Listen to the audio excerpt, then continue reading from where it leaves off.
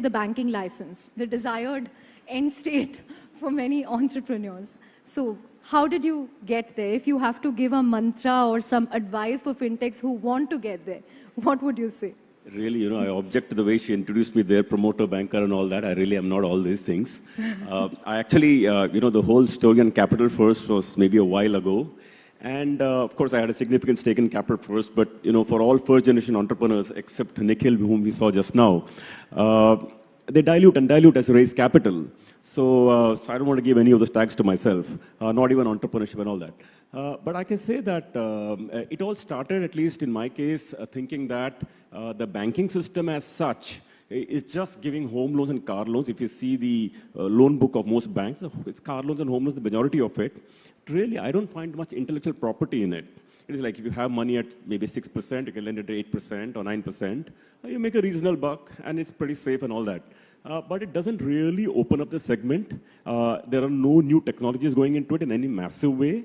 You don't explore a blue ocean, and you don't really create value as much as you can create in blue ocean. So that is the way I started.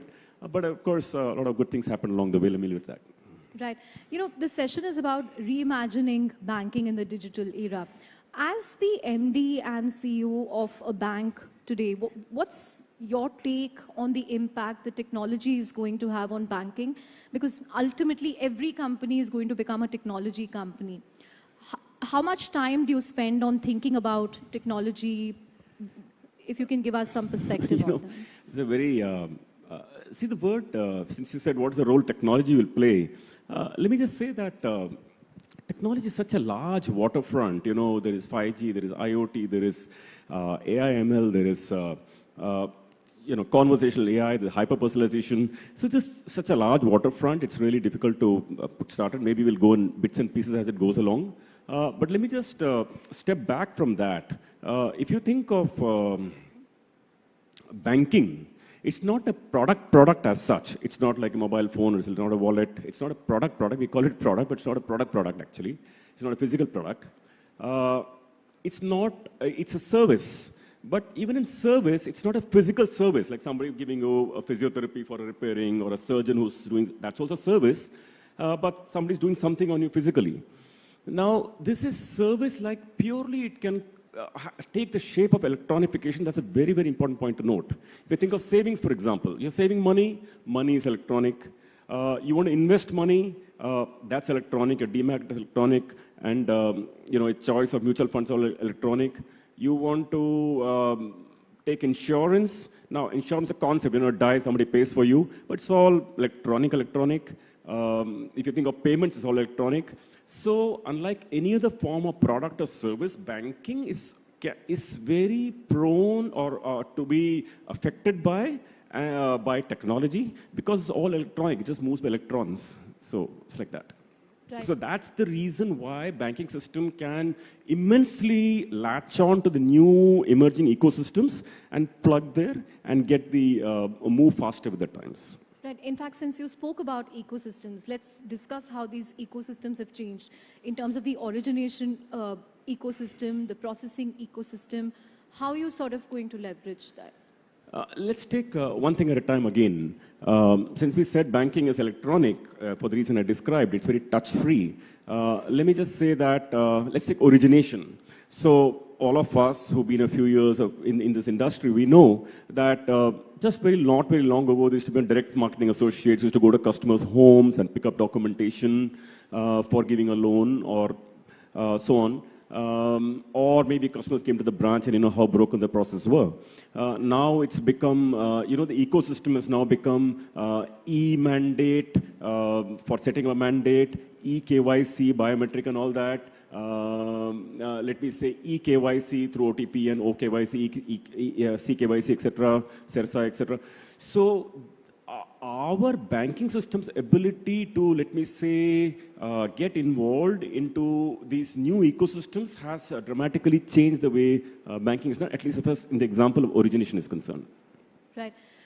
We are seeing massive digitization happening in India, and the government's leading at the front with, its range of digital public infra goods. We have Mr. Dilip Asbe here from NPCI and UPI is really powered digital payments in India. We also have ONDC, Mr. Koshri, and then account aggregator, which is going to be a game changer when it comes to database lending. What impact do you expect this to have on your bank? Let me just talk philosophically for everybody, and then our bank will come somewhere in the end. And I don't want to talk about my story and all that. Now the data, as all of us know, first of all, like account aggregator is coming up. It's a massive, massive thing. Imagine you can give access to 5 of your accounts to one lender, and that lender can access those 5 accounts and decide how much cumulatively you have in all banks put together, how much cumulatively you are spending on a monthly basis, how much cumulatively you're earning across all bank accounts. The kind of information or data is available is dramatic. Even when customers are calling the call center, you're getting hundreds of thousands of calls a day. Now, there's data everywhere. Now, or bureaus for that matter, that's an important part of the ecosystem. There's a lot of data sitting there. Let me say, even ONDC, when as and Koshi develops it, will have a huge amount of data available there.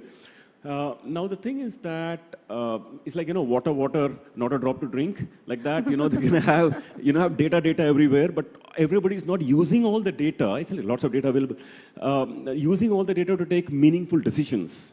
So one of the things that we are putting together, which I think everybody in the banking system is doing, is to not just data be like gold mine hidden somewhere like gold.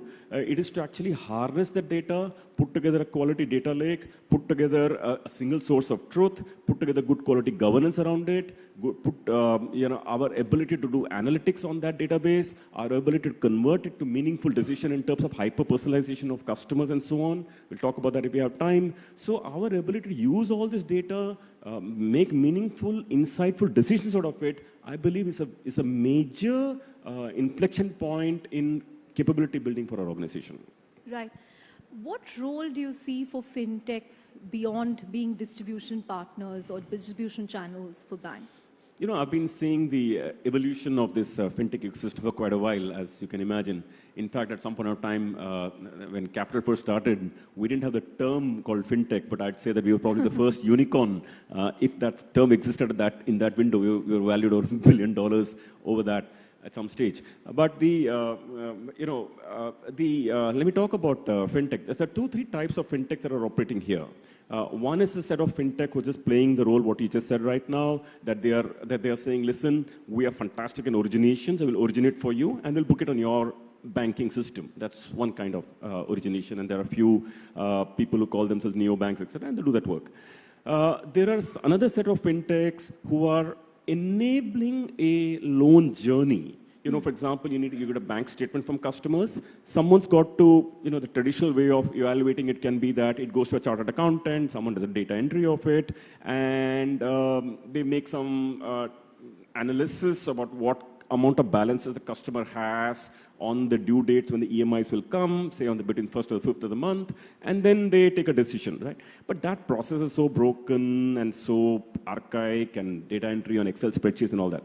So there are some fintechs who are actually taking the data from these source systems like PDF, etc., making meaningful decisions out of that, and that's another kind of fintech. And they're all value adding. They add tremendous value in the chain of the process. By the way, they all add value in their respective ways. There's a third kind of fintech which I'm seeing these days, which are really, I believe, sometimes I feel can create even more value than even consumer-focused platforms. And these fintechs are, and I actually like a lot of them, and I think they're fantastic, are these people who go to enterprise. They're not exactly D2C and all that. So they're enterprise solutions. So enterprises that think of a traditional service provider. So there's some origination work going on, there's some monitoring work going on, there's some booking work going on, there's some collection work going on, the whole stack works. So imagine someone says that, hey guys, all of you are pretty archaic. Let me develop a fantastic origination stack. Okay? Now, I made the stack, which none of you built. Now all of you plug to my stack, and I'll give this origination stack to everybody. Collections, you guys are all pretty archaic. Let me build a phenomenal collection stack. Now everybody can plug to me. So I believe that this is an enterprise solution, CRM, for example. So I believe, I told you 3 types of fintechs, but I think, they're all coming up there. Right.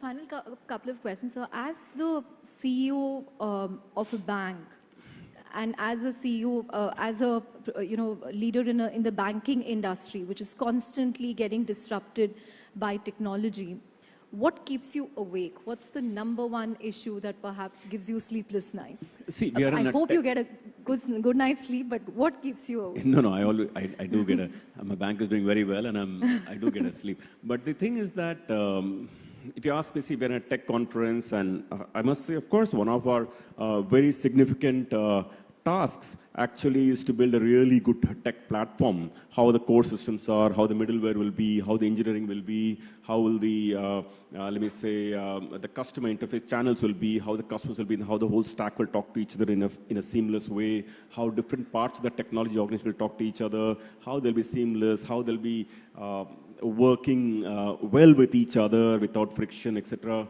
These are all roles for a CEO, because if you really don't get the stack right, then there will be friction in the organization. There's enough friction in the customer journey itself, which we have to scratch our head and always get it right. But last thing you want to have friction within the organization. So these are roles for I'd say for at least for me. The other thing which I'm really crazy about is culture. I mean, we believe we're a new bank, and we have, if you get culture wrong, we'll get it all wrong.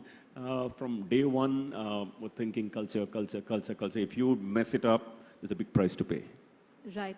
Also tell us the role that mentorship plays for an entrepreneur. You're someone who's always looked up to Mr. K.B. Kamath. And no. I remember reading this very interesting anecdote where he would give you his tie when you clocked each milestone, when you did the capital. Listen, Chandra, I told you today, I'm not talking about myself. Of course, Mr. Kamath is a great man, and I forever regard him. But it's not about myself. I think we should, I don't want to talk about maybe the bank or tech and how it will impact all of everybody's lives. I don't think anybody will learn anything from me just listening to a story and all that. But the previous thing about culture. The thing about culture is that I told you there's a price to pay if you don't get it right. Let me explain. Now we're a new bank, okay? If we, one of the fundamental ethos we speak in our bank is that we want to be ethical. We have 3 words we set for ourselves in the vision statement. Number one, we say ethical banking. We say number 2 and number 3, which I'll come to later. We say digital and social good, but let me focus on ethical. So there's a price to pay to live that statement. It's just like, it's not just a slogan by saying I'll be ethical. I mean, it's just it's a meaningless if I were to just say it. So we are saying, okay, now what does that mean? How do you implement? So by saying it as the philosophical statement and living that statement day in and day out, I'll give you one example. For example, we looked at the statement of fees and charges that are charged to customers when they keep a bank account with the bank.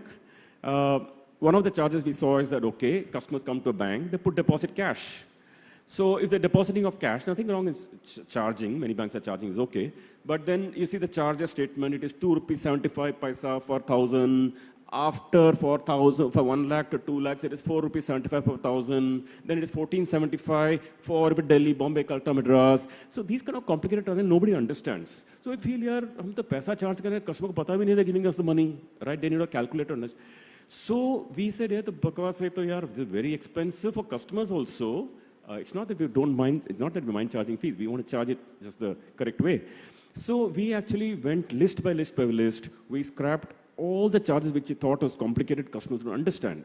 For example, we saw jargon in our terms and condition. We're taking out all jargon and terms and condition, trying to write a neat jargon, neat sentence around it. So I'm trying to say that there is we're trying to build the bank like that. So I don't know how many of you in the audience don't have a bank account, but I can tell you wherever you're keeping a bank account, open with us, monthly interest credit,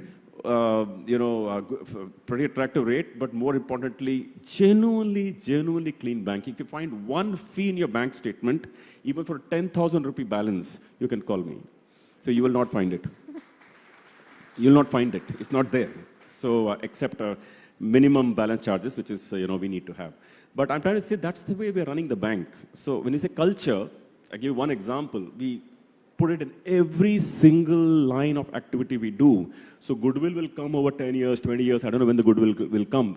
You know, since you mentioned culture and you know how you keep customers front and center, I remember you mentioning a while ago that you stay away from lending to questionable people or questionable enterprises because dirty money will find its way to the bank, to the executives, and it will not give you a good It is dirty money, right? So, for example, you know, we suppose somebody's one of our customers sold insurance, and we don't want to say sell and make money. Of course, we're a bank; we have to get a revenue, and we have to, you know, I'm not against making money, but I'm saying that we're talking the clean way. So we say that if there's a statement, if somebody's been sold insurance, we say fine, our front end has sold it, but we have set up an internal check and balance which will correlate the customer's profile with the product the customer has bought.